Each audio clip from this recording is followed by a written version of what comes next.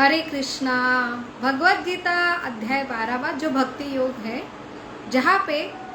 13 श्लोक से 20 श्लोक तक जो भक्ति योग के लक्षण, कि भक्ति योग का अर्थ है जो योग है जिसमें हम जीवात्मा जो पुत्र है और भगवान जो पिता है उनका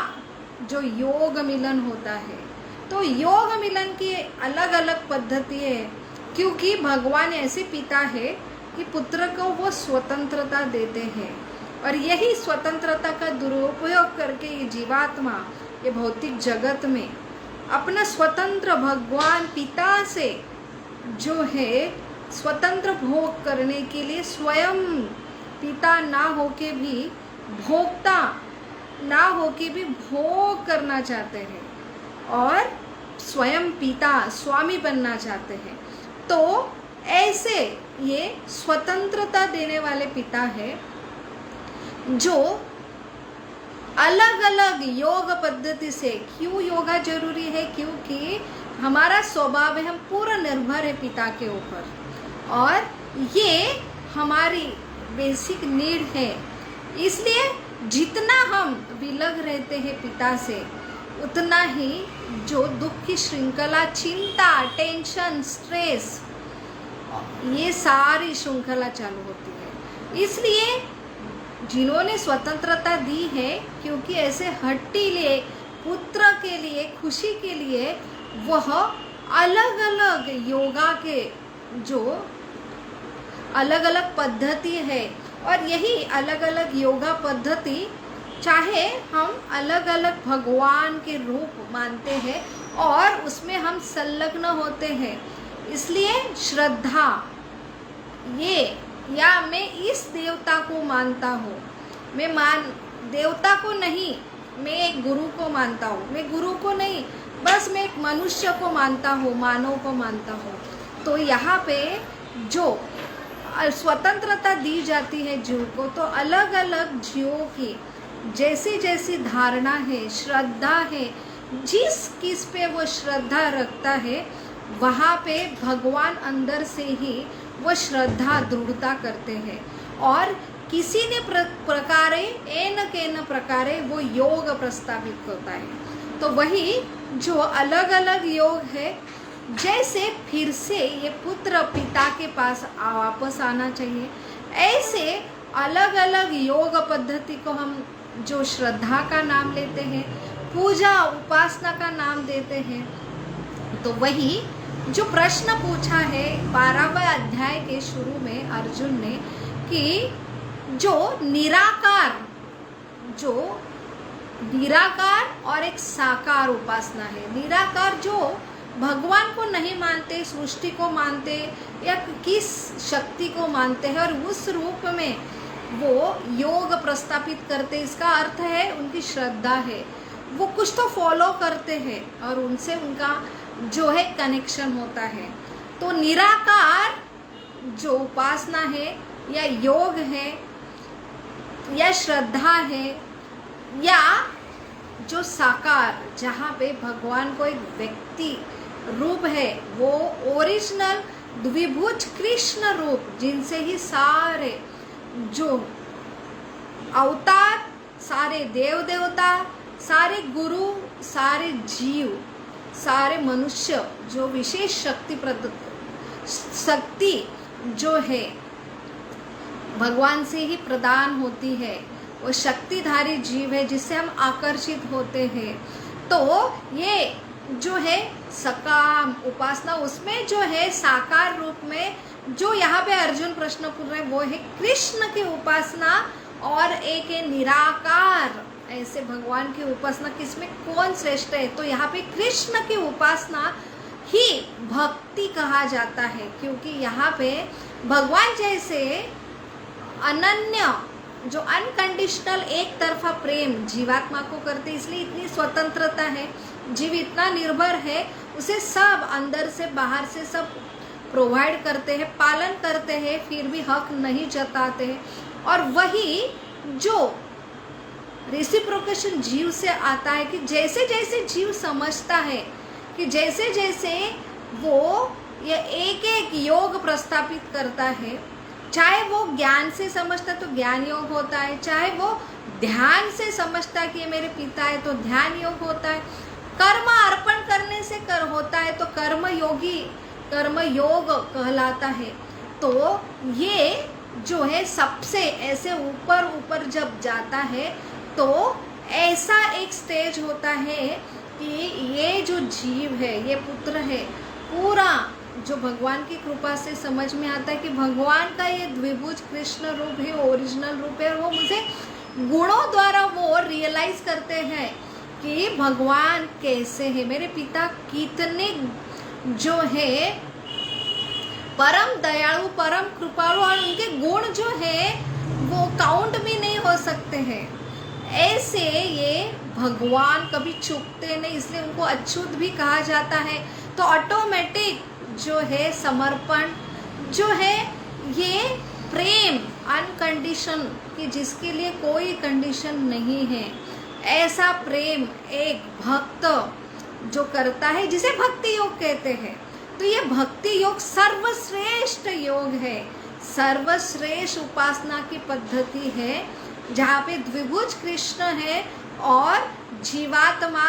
जो वही प्रेम जो भगवान करते हैं वो अनकंडीशनल प्रेम दोनों में स्थापित होता है। तो ऐसे ये भक्ति योग के लक्षण क्या होते हैं, ये यहाँ पे 13 नंबर के श्लोक से 20 नंबर के श्लोक में आते हैं वही गुण जो भगवान के उपदेश अनुसार, समर्पण अनुसार जो जीव आगे बढ़ता है, तो भगवान की जो भक्ति है ऐसी भक्ति है कि भगवान सिर्फ ऐश्वर्य, यश, संपत्ति, सौंदर्य, बल ये सिर्फ प्रदान नहीं करते, बल्कि खुद अपने आप को ऐसे भक्त को बेच डालते हैं। तो स्वयं ये ऐसे भक्त अपने हृदय में भगवान को धारण करते हैं, इसलिए ऐसे भक्त के अंदर ऐसे भगवान के ही गुण आ जाते हैं। तो वही गुणों की चर्चा है जो 13वें श्लोक से 20वें श्लोक में हो रही है। तो ऐसा जो भक्त है, भगवान बोल रहे समय प्रिया, कि मुझे वो बहुत पसंद है, और ऐसे जो गुण हैं वो एक एक गुण अगर हम अपने प्रयास से जो हासिल करना चाहते हैं तो ये बहुत ही मुश्किल है व्यक्तिगत एफर्ट से, और अगर प्राप्त भी करते कुछ अंश मात्र में वो तुरंत खो देने का डर रहता है। लेकिन इसलिए सिंपल विधि है जो है भगवान साकार रूप में कृष्ण के प्रति जो प्रेमा भक्ति है, ऐसे गुरु शिष्य परंपरा के निर्देशन में अगर करते हैं तो भगवान स्वयं आपको प्राप्त होते हैं, और भगवान के अनगिनत ऐसे गुण ये जीव धारण करता है। वो परमानेंट रूप से भगवान जहाँ प्रकट होते हृदय में, जो भक्त जो है भक्ति द्वारा भगवान को जीत लेते, तो भगवान के सारे गुण भगवान के साथ ऐसे भक्त के हृदय में उपस्थित होते। तो ऐसा भक्त कि गुण क्या क्या है जो यहाँ पे भगवत गीता के 13वें अध्याय से 12वें अध्याय से 13वें श्लोक से 20वें श्लोक तक आता है। तो ऐसा जो है हमेशा किसका द्वेष नहीं करता, जो सिर्फ द्वेष नहीं करता बल्कि कोई द्वेष करता है तो भी उससे करुणा भाव, मैत्री भाव जो रखता है, जो निर्मोह निरअहंकारी है, जब सुख में दुख में दोनों में समान रहता, हमेशा संतुष्ट रहता, कोई लोभी नहीं है, और ऐसे जो दृढ़ निश्चयी है वो अपने मन को और बुद्धि को भगवान में समर्पित करता है। ऐसा जो भक्त है वो कभी किसी को कष्ट नहीं पहुंचता, या अन्य कोई कष्ट दे रहा है, अन्य ऐसे कष्ट देने वाले से भी वो स्वयं विचलित नहीं होता। चाहे सुख हो दुख हो, भय और चिंता में वो हमेशा समभाव रखता है। वो हमेशा जो है निरपेक्ष रहता है, जो शुद्ध है, जो चिंता रहित है, समस्त कष्ट करने के बावजूद भी हमेशा कष्ट रहित है और किसी चीज में पूरा प्रयास करता है, फिर भी फल की आसक्ति नहीं रखता है, वो जो भक्त है कभी कुछ हासिल होता है तो कभी हर्षित नहीं होता है, जब उससे कुछ गवा देता है वो कभी शोक नहीं करता, जो कभी पछताता नहीं है, जो किसी चीज की इच्छा नहीं करता, जो शुभ अशुभ दोनों क्रिया में जो समभाव रखता है, ऐसा भक्त मुझे अत्यंत प्रिय है। जो मित्र और शत्रु दोनों के लिए समान है, मान अपमान, शीत गर्मी, सुख दुख, यश अपयश में समभाव रखता है, जो कभी दूषित संगति में नहीं आता है, जो सदैव मुक्त होता है, जो मौन व्रत अर्थात जो हम आज देखते हैं कि सबको स्वातंत्र्य है बोलने का, जो कोई है अपना मत प्रकट करता है, हर कोई सुनाना चाहता है, तो ये मौन का अर्थ है कि सिर्फ और सिर्फ भगवान के बारे में चर्चा, और ये भगवान जो पिता है इनके बारे में अगर चर्चा करते हैं हम, तो जहाँ पे भगवान है, जहाँ पे शुभ है, ऐसे सारे गुण अपने आप उपस्थित होते हैं और सबका कल्याण होता है। इसलिए जो है बिना व्यर्थ की चर्चा, प्रजल्प, किसकी निंदा ये नहीं करता है। ऐसा जो योगी है जिसे मौनी योगी कहते हैं, कि जो कुछ निंदा नहीं करता और किसी से बारे में गैर वर्तन, किसी को हृदय को ठेस लगे ऐसे वाचा नहीं बोलता, वो सिर्फ और सिर्फ भगवान के बारे में चर्चा करता है, जो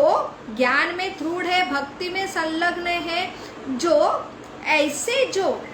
भक्त है जो सदा अमर पद का अनुसरण करते हैं, ऐसा भक्त मुझे अत्यंत प्रिय है। तो ऐसे एक एक गुण हम अगर अर्जित करना चाहते हैं तो बहुत मुश्किल है, और इसलिए भक्ति योग ये सर्वश्रेष्ठ समाज की सेवा है। तो जैसे लास्ट सेशन में हमने देखा कि भगवान की भक्ति का समाज के लिए क्या उपयोग है, ऐसा बोला जाता है कि ये सिर्फ भगवान भगवान करते हैं, भक्ति करते भावुकता है, इसका क्या उपयोग है। तो भगवान की सेवा जो है कि भगवान अगर क्या है ये नहीं समझ पाते आप, ये भगवत गीता का उपयोग सिर्फ मेरे संतुष्टि के लिए, आनंद के लिए, शांति के लिए, जो मुझे यश पाने के लिए, इसके लिए करते हैं, तो ये सही उपयोग नहीं है। तो भगवान क्या है वो जान के, भगवान साधारण व्यक्ति, साधारण राजा नहीं है, ये सबके हितैषी है और सब जीवों का कनेक्शन एक ही है।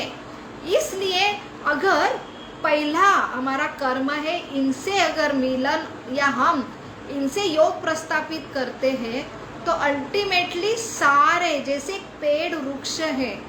वृक्ष के हर जो पत्ती है, फूल है, जो ब्रांचेस है, टहनियाँ है,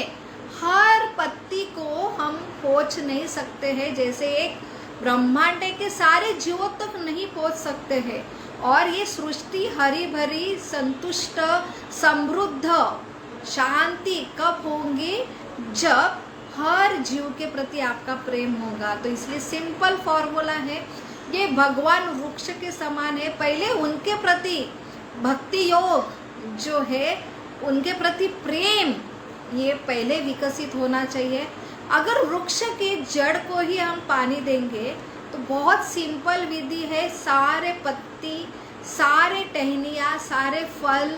जो फूल है अपने आप बहरेंगे, सबको जो है न्यूट्रिशन मिलेगा, सब संतुष्ट होंगे। तो यही सिंपल फॉर्मूला है कि हमें, हमारी संस्कृति इतनी महान है कि हमें बचपन से ही ये जो है भक्ति योग, जहाँ पे साकार रूप में भगवान के मूर्ति में हमें मन जो है लगाने के लिए विधि बताया जाता है। और जैसे जैसे ये विधि में परिपक्व होते हैं हम, तो अपने आप सबके प्रति प्रेम भावना विकसित होती है, वैर भावना नष्ट होता है। इसलिए सिर्फ व्यक्तिगत के लिए नहीं कि मैं व्यक्तिगत लिए बहुत ही जो मेरा जीवन है खुशहाली होगा, मेरा कुटुंब खुशहाली होगा, मेरा समाज, मेरा देश, सारा ब्रह्मांड खुशहाली होगा। ये सिंगल कनेक्शन अगर मैं प्रस्तापित करता हूँ, अगर ये कनेक्शन नहीं है, चाहे आप पूरा प्रयास करो, पूरे विश्व में शांति लाने के अलग अलग सारे प्रयास करो, ये सारे विफल होंगे, क्योंकि ये इम्पॉसिबल टास्क है सब जीवों को एक साथ पहुंचना उनके प्रति। अगर भगवान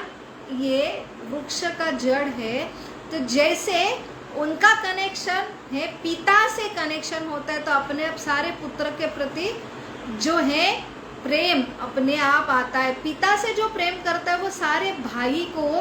उनकी गलतियां नहीं देखता है, वो वही पिता का प्रेम अगर हृदय में धारण करता है, तो वही पिता रूपी आश्रय सब अपने जो बंधु है उनको देता है। तो वही एक जो खुद का व्यक्तिगत सुख, समाज का, कुटुंब का, ये देश का सुख, इस पूरे ब्रह्मांड का सुख इसमें उपस्थित है। तो इसलिए भगवान बोल रहे हैं ऐसा भक्त जो है मुझे बहुत ही प्रिय है। यही भक्ति योग, ये सर्वश्रेष्ठ योग है, और यही भगवद गीता का सार है कि भगवान को, कृष्ण, ये व्यक्ति जो supreme personality of God head, इनको समझ के, उनके क्वालिटीज, गुण को समझ के, समर्पित होके हम उनसे संबंध, नाता जोड़ते हैं, तो अपने आप सबके प्रति जो है हमारा प्रेम विकसित होता है। तभी शांति और सुख, समृद्धि जो प्रस्तापित होती है। हरे कृष्ण कृष्ण कृष्ण हरे हरे, हरे राम राम राम हरे हरे। बहुत बहुत धन्यवाद। हमारा 12वां अध्याय भक्ति योग अभी यहाँ पे संपन्न हुआ है। कल हम 13वें अध्याय से आगे बढ़ेंगे। हरि बोल।